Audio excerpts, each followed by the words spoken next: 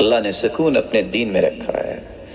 اللہ کے رسول صلی اللہ علیہ وسلم نے فرمایا تھا رحم اللہ رجلا قام من اللیل فصلى ثم ایقظ امرأته.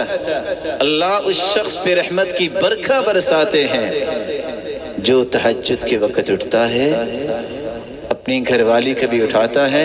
فإن أبت نضح في وجهها الماء. اگر پسو پیش کرتی ہے نہیں اٹھتی، پانی کا چھڑکاؤ کرتا ہے تو بسا اوقات سردی میں تکلیف دہ چیز، لیکن یہ ان لوگوں کی باتیں ہو رہی ہیں جنہوں نے اپنا آپ اللہ کو دے دیا ہوتا ہے. وَرَحِمَ اللَّهُ امْرَأَةً قَامَتْ مِنَ اللَّيْلِ فَصَلَّتْ وَأَيْقَظَتْ زَوْجَهَا فَإِنْ أَبَى نَضَحَتْ فِي وَجْهِهِ الْمَاءَ. اور اللہ اس عورت پہ بھی رحمت کی برکھا برسائے جو خود تہجد کے لیے اٹھتی ہے، اپنے خامند کو بھی اٹھاتی ہے، اگر وہ پسو پیش کرتا ہے پانی کا چھڑکاؤ کرتی ہے. لیکن جہاں میں ایک چھوٹی سی تنبیہ ادباً بیان کروں گا، یہ چیزیں پہلے بیٹھ کے سمجھ لینی چاہیے. اچانک سے جا کے اگر پانی کا چھڑکاؤ ہوا تو آگے سے 11,000 وولٹیج کی لائٹ جو ہے وہ کرنٹ بھی پڑ سکتا ہے. لیکن پہلے اس کو سمجھنا ہوگا، اس کو پہلے سمجھنا ہوگا. المرأة خمسها وصامت شهرها وأطاعت زوجها وحفظته في نفسها وماله قيل لها ادخل الجنة من أي باب شئت. جس عورت کو اللہ توفیق سے نماز دے، 5 نمازوں کی پابند بن جائے، روزے رکھنے والی ہو رمضان المبارک کے، خامد کی اطاعت کرنے والی ہو اور خامد کے مال اور اس کی اولاد کی حفاظت اور اس کی تربیت کرنے والی ہو اور اپنے عزت کی حفاظت کرنے والی ہو، قیامت کے دن ہوگا رب تعالیٰ فرمائیں گے جنت کے 8 دروازے کھلے ہیں، میری بندی جس دروازے سے چاہتی ہو جنت میں چلے جاؤ. لیکن اگر یہ نماز نہیں، اگر دین نہیں، کبھی سکون اور خوشی کی خواہش نہ کرنا.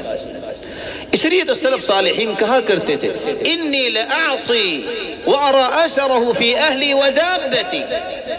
گناہ مجھ سے ہوتا ہے، کمی اور کوتاہی میرے اندر ہوتی ہے، میں گھر جاتا ہوں، اس کی نحوست اور اس کے اثرات میری بیوی پہ بھی نظر آتے ہیں. میں سواری پہ بیٹھتا ہوں تو وہ بھی بدکنے لگ جاتی ہے، مجھے سمجھ آتی ہے کیونکہ کمی مجھ سے ہوئی جس کے اثرات گھر والوں پہ اور سواری پہ نظر آ جائے. دوسرا اصول، مرد کی ذمہ داری یہ ہے کہ وہ گھر کے معاملات میں خرچ کرتے وقت کانسیپٹ یہ رکھے عبادت ہے، بہت بڑا اجر ہے، احسان نہیں. کیونکہ آپ نے جب نکاح کیا تو کہا تھا، ویسے تو آج کل مولانا صاحب کو لایا جاتا ہے کہ نکاح کے چند کلمے پڑھائے، ویسے نکاح تو یہی ہے کہ باپ کہہ دے کسی کو اوجبت علیک کہ میں اپنی بیٹی کی ذمہ داری آپ کے سر پہ رکھتا ہوں، وہ کہتا ہے قبل تو میں نے قبول کیا اور نکاح ہو گیا. رسول اللہ صلی اللہ علیہ وسلم کی 2 حدیثیں اگر امت کو سمجھ آ جائیں، دعویٰ نہیں، 30% ڈائیورس کے کیسز ختم ہو جائے. پہلی روایت ما اطعمت زوجتك فهو لك صدقة وما اطعمت ولدك فهو لك صدقة وما اطعمت خادمك فهو لك صدقة وما اطعمت نفسك فهو لك صدقة.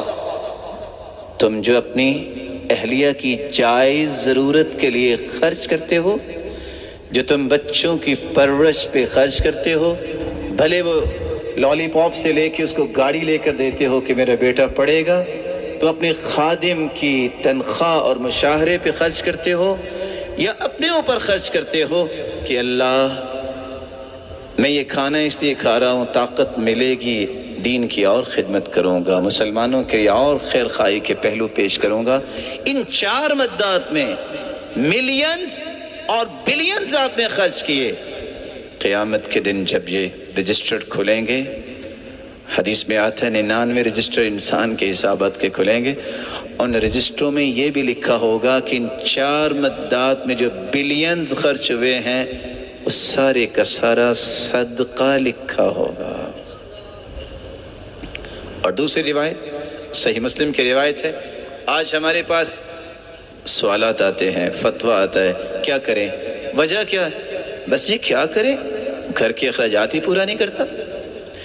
رسول اللہ صلی اللہ علیہ وسلم نے فرمایا دینار انفقته فی سبیل اللہ ودینار تصدقت به علی مسکین ودینار انفقته فی رقبہ ودینار انفقته علی اہلک۔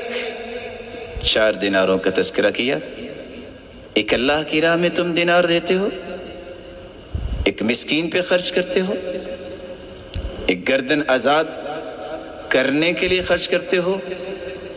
بھلا یہ چھوٹے پرپس ہے؟ مسکین پہ خرچ کرو گے دل نرم ہوگا، قیامت کو یتیم کی کفارت کرنے والا اللہ کے رسول کے ساتھ اس طرح ہوگا۔ گردن آزاد کرنا کوئی معمولی کام ہے، اللہ کی راہ میں دینا کوئی معمولی کام ہے۔ اور چوتھا دینار بیوی پہ خرچ کرنا۔ حدیث کیا کہتی ہے؟ اعظم اجرا الذي انفقته على اهلك۔ جب قیامت کے دن ان 4 دینار کا فائدہ نتیجہ سامنے آئے گا تو سب سے زیادہ اجر اس دینار کا لکھا ہوگا جو تم نے اپنی بیوی پہ خرچ کیا۔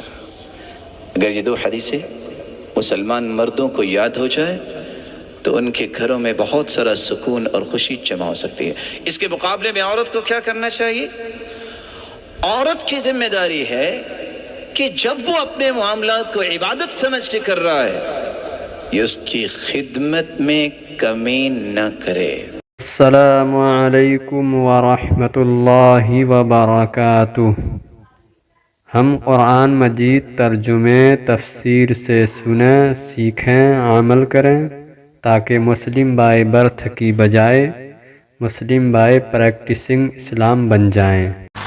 السلام علیکم۔ ہمارا اللہ ایک وہ رب العالمین ہے، ہمارے رسول محمد صلی اللہ علیہ وسلم ایک وہ رحمت للعالمین ہے، ہمارا قرآن ایک وہ کلام اللہ آسمانی کتاب ہے۔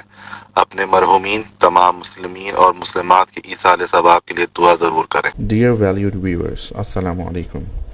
By the blessing of Allah subhanahu wa ta'ala, the audio version of Listen Quran with Tarjuma project was launched in 2017. The concept, design and direction was done by Munir Ahmed Khan, USA in the same year. This project is sponsored by Shoaib Munir, who is based in Canada, and Hasib Munir based in the USA. Tilawat Quran Pak is by Qari Khalid Amin, Pakistan. Tarjuma or translation in Urdu is done by Arshad Mahmood, Pakistan. The website for audio link is designed by Taqir Yasin, Pakistan. Now in 2023, we are launching the video version of YouTube that is jointly produced by Munir Ahmed Khan and Hafiz Jamshed Alam, India. Kindly subscribe and hit the like button to our YouTube channel and share as much as possible for Sawab Jariyah, inshallah.